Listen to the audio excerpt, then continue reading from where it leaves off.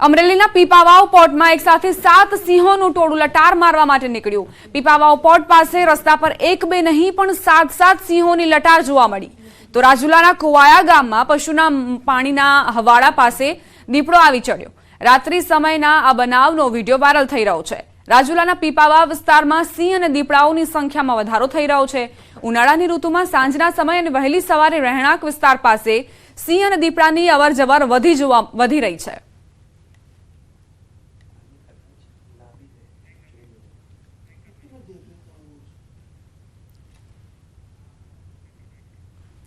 વલસાડના અતુલમાં જાહેરમાં દીપડો લટાર મારતો દેખાયો. અતુલના સુમસામ રસ્તા ઉપર દીપડો લટાર મારતો સીસીટીવીમાં કેદ થયો છે. અતુલ કોલોની વિસ્તારમાં દીપડાની હાજરીના કારણે લોકોમાં ભયનો માહોલ. સ્થાનિકોએ વન વિભાગને જાણ કરી. અતુલ વિસ્તારમાં દીપડો દેખાતા તેને વહેલી તકે પકડવા માટે માંગ કરવામાં આવી છે. તો સુમસામ રસ્તા ઉપર કઈ રીતે દીપડો લટાર મારી રહ્યો છે તેની આ તસવીરો જુઓ. સીસીટીવી કેમેરામાં દીપડાની લટારની તસવીરો કેદ થઈ છે. આસપાસના વિસ્તારમાં ચોક્કસપણે ભયનો માહોલ જોવા મળી રહ્યો છે અને સ્થાનિકો માંગ કરી રહ્યા છે કે ઝડપથી આ દીપડાને પાંજરે પૂરવામાં આવે. સુમસામ રસ્તા ઉપર કઈ રીતે દીપડો અહીં લટાર મારી રહ્યો છે તેની તસવીરો. તો 3 અલગ અલગ તસવીરોથી પણ આપણે રૂબરૂ કરાવી દઈએ. એક તરફ અમરેલીમાં પણ જે સિંહની લટાર છે તે જોવા મળી છે. રાજુલામાં પણ એ જ પ્રકારની તસવીરો જોવા મળી. અહીં પણ દીપડો લટાર મારતો જોવા મળ્યો અને દીપડાની દહેશતના કારણે લોકો ઘરથી બહાર નીકળવાનું પણ ટાળી રહ્યા છે. લોકોમાં ભયનો માહોલ જોવા મળી રહ્યો છે. અતુલ કોલોનીમાં દીપડો આવી ચડ્યો ત્યારે તેની સીસીટીવી તસવીરો જોઈને પણ લોકો ભયભીત જોવા મળ્યા.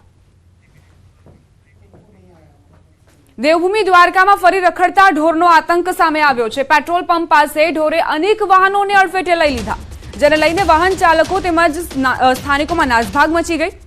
દ્વારકા આવતા યાત્રિકોમાં પણ ભયનો માહોલ જોવા મળ્યો. આખલાઓના યુદ્ધથી અહીં ભય છવાયો હતો. તો દેવભૂમિ દ્વારકામાં આખલાઓનો ત્રાસ કે વધુ એક વખત અહીં આખલાઓ યુદ્ધે ચડ્યા અને સમગ્ર વિસ્તારમાં જાણે કે બાનમાં લઈ લીધો. અહીં 3 આખલાઓ જે યુદ્ધે ચડ્યા હોવાની જાણકારી છે. સીસીટીવીમાં આખી ઘટના કેદ થઈ છે. અંડરવર્લ્ડ ડોન દાઉદ વડોદરાના એક કેસમાં નિર્દોષ જાહેર કરાયો છે. 1983ના એક કેસમાં દાઉદ ઇબ્રાહિમ નિર્દોષ જાહેર થયો. વડોદરાના એડિશનલ સિવિલ કોર્ટનો આદેશ. 1983માં દાઉદ ઇબ્રાહિમના સાગરિતની પિસ્ટલમાંથી ગોળી છૂટતા દાઉદ અને તેના સાગરિત ઘાયલ થયા હતા. આ કેસમાં દાઉદ અને તેના સાગરિત પાસેથી 2 પિસ્ટલ અને 5 રિવોલ્વર મળી હતી. 1983માં આર્મ્સ એક્ટનો ગુનો નોંધવા કલેક્ટરની મંજૂરીનો નિયમ હતો અને આ કેસમાં તપાસ અધિકારીએ કલેક્ટરની મંજૂરી લીધી નહોતી. આ કેસની સુનાવણીમાં કોર્ટે અવલોકન કર્યું કે તપાસ અધિકારીએ ફરજમાં બેદરકારી દાખવી. સાથે જ ફરિયાદી પીઆઈ જીસી ઝાલાનું અવસાન થયું છે અને આરોપીઓ નજીકના ભવિષ્યમાં મળે તેમ નથી. તેથી કલમ 353(6) મુજબ આરોપીઓને નિર્દોષ છોડવાનો આદેશ કરાયો છે. સંવાદદાતા હાર્દિક જોડાઈ ગયા છે વધુ જાણકારી સાથે. હાર્દિક, 1983ના કેસમાં દાઉદ ઇબ્રાહિમને નિર્દોષ જાહેર કરાયો છે, શું જાણકારી? બિલકુલ દીપા, સમગ્ર મામલે વાત કરીએ તો દાઉદ ઇબ્રાહિમ જે છે વડોદરા શહેરના મકરપુરા પોલીસ સ્ટેશન હદ વિસ્તારમાં પોતાના સાગરિત સાથે કારમાં જઈ રહ્યો હતો. દરમિયાન અજાણતા જે છે તે દાઉદ ઇબ્રાહિમના સાગરિતથી બંદૂકમાંથી એક રાઉન્ડ ફાયરિંગ થઈ ગયું હતું. તેમાં દાઉદ ઇબ્રાહિમ અને એનો સાગરિત જે છે તે બંને ઘાયલ થયા હતા. સમગ્ર મામલે પોલીસે ગુનો દાખલ કર્યો હતો અને બંને પાસેથી હથિયાર જે છે તે કબજે કર્યા હતા. બીજી વાત કરીએ તો દાઉદ ઇબ્રાહિમની જ્યારે મકરપુરા પોલીસે પૂછપરછ કરી હતી ત્યારે તે સયાજીગંજ વિસ્તારના એક લોજમાં રહેતો હોવાનું જે છે તે ખુલાસો થયો હતો.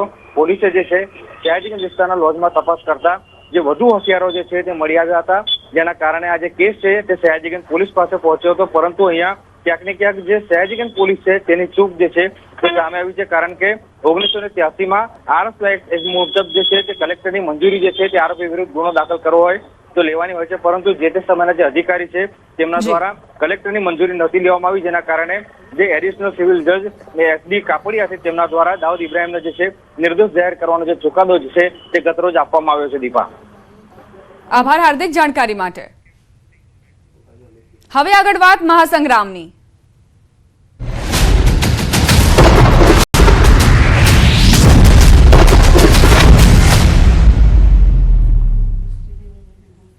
કેન્દ્રીય ગૃહમંત્રી અમિત શાહ આજથી ગુજરાતમાં એક દિવસમાં 4 લોકસભા બેઠકો પર તેઓ પ્રચાર કરતા જોવા મળશે।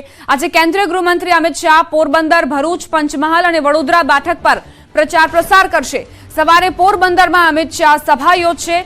પોરબંદર બાદ બપોરે 3:30 કલાકે શાહ ભરૂચમાં સભા યોજશે। સાંજે 5:30 કલાકે શાહની પંચમહાલ ખાતે સભા યોજાશે અને સાંજે 7:30 વાગે શાહ વડોદરામાં રોડ શો કરવાના છે। હાલમાં પોરબંદરના જામકંડોરણામાં અમિત શાહની પ્રચાર સભા માટે મોટી સંખ્યામાં લોકો ઉમટી રહ્યા છે। વડોદરામાં અમિત શાહ ભવ્ય રોડ શો યોજશે, જેમાં ગૃહ રાજ્યમંત્રી હર્ષ સંઘવી પણ જોડાવાના છે। 3 કિલોમીટરના રોડ શોના રૂટ પર હાલ એસઆરપી સહિત 800 થી વધુ પોલીસ જવાનો બંદોબસ્તમાં ગોઠવાયા છે। સાથે રોડ શોમાં 20 થી વધુ ફ્લોટ પણ જોડાશે।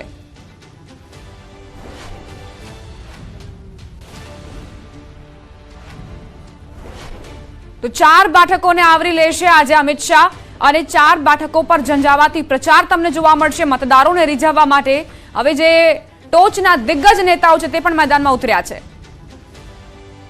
આજે દેશના યશસ્વી ગૃહ અને સહકારિતા મંત્રી આદરણીય અમિતભાઈ શાહ આવી રહ્યા છે। એમને મળવા માટે, એમને સાંભળવા માટે અનેરો ઉત્સાહ જોવા મળી રહ્યો છે। વિશાળ સંખ્યાની અંદર લોકો આવી રહ્યા છે। હું રસ્તામાં આવી રહ્યો હતો, લોકો ઉત્સાહથી ભારત માતા કી જય, વંદે માતરમના નારા પુકારી રહ્યા હતા। અબ કી બાર 400 પાર ના નારા પુકારી રહ્યા હતા। એ સૂચવે છે કે ગુજરાત અને દેશની જનતાનો વિશ્વાસ એ ભારતીય જનતા પાર્ટી પ્રત્યે છે અને શ્રદ્ધા મોદીજી પ્રત્યે છે। એના પ્રતિક રૂપે આજે આ કાર્યક્રમ યોજાઈ રહ્યો છે। અમારા સંવાદદાતા અંકિત પોપટ જોડાઈ ગયા છે વધુ જાણકારી સાથે। અંકિત, કેવા પ્રકારનો કાર્યક્રમ રહેવાનો છે ગૃહમંત્રી અમિત શાહનો પોરબંદરમાં?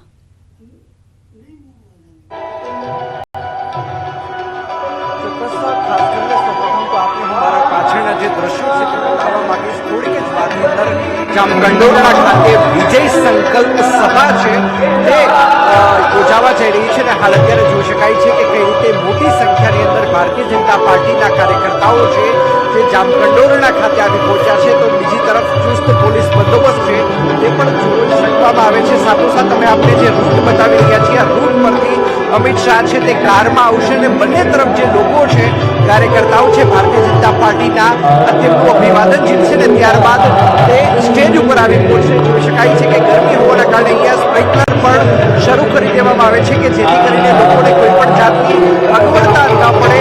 તો સાથોસાથ રાજકોટ શહેર, રાજકોટ જિલ્લા સાથોસાથ પોરબંદર શહેર અને પોરબંદર જિલ્લાના લોકો પણ અહીંયા આવી પહોંચ્યા છે। મોટી સંખ્યાની અંદર જોઈ શકાય છે કે લોકો અહીંયા આવી પહોંચ્યા છે। આપણે તેમની સાથે પણ વાતચીત કરવાનો પ્રયત્ન કરીશું કે આખરે તેમનું શું કહેવું છે।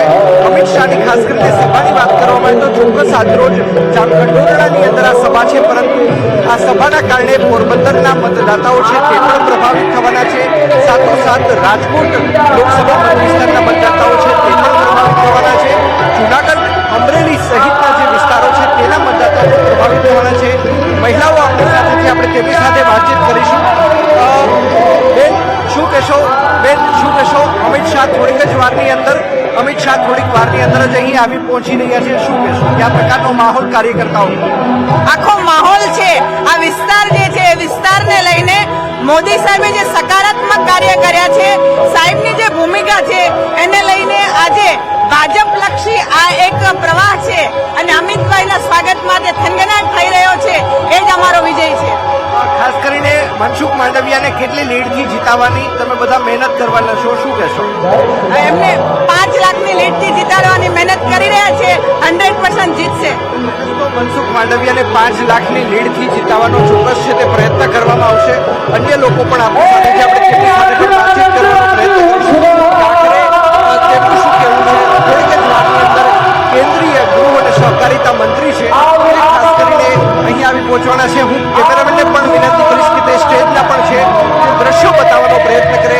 સ્ટેજ ઉપર અત્યારે હાલ જોઈ શકાય છે કે મનસુખ માંડવિયા કે જેઓ પોરબંદર મત વિસ્તારના જે ભારતીય જનતા પાર્ટીના ઉમેદવાર છે તે પણ જોવા મળી રહ્યા છે। સાથોસાથ પ્રભારી ધવલ દવે છે તે જોવા મળી રહ્યા છે।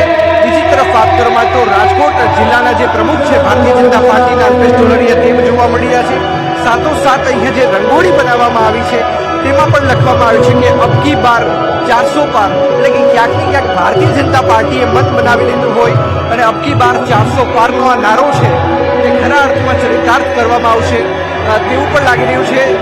ધોરાજીના ધારાસભ્ય છે મહેન્દ્ર પાડલિયા, તે પણ અહીં આવી પહોંચ્યા છે. સાથોસાથ પોરબંદર મત વિસ્તારના જે પણ ભારતીય જનતા પાર્ટીના હોદ્દેદારો છે તે પણ હાલ અત્યારે સ્ટેજ ઉપર પહોંચી રહ્યા છે. જી આભાર અંકિત જાણકારી આપવા માટે. તો ગૃહમંત્રી અમિત શાહ જેઓ પોરબંદર પહોંચવાના છે અને તેમની માટે ભવ્યાથી ભવ્ય તૈયારીઓ પણ કરવામાં આવી છે. કાર્યકર્તાઓમાં ઉત્સાહ જોવા મળી રહ્યો છે અને મનસુખ માંડવિયા માટે તેઓ પ્રચાર કરતા જોવા મળશે.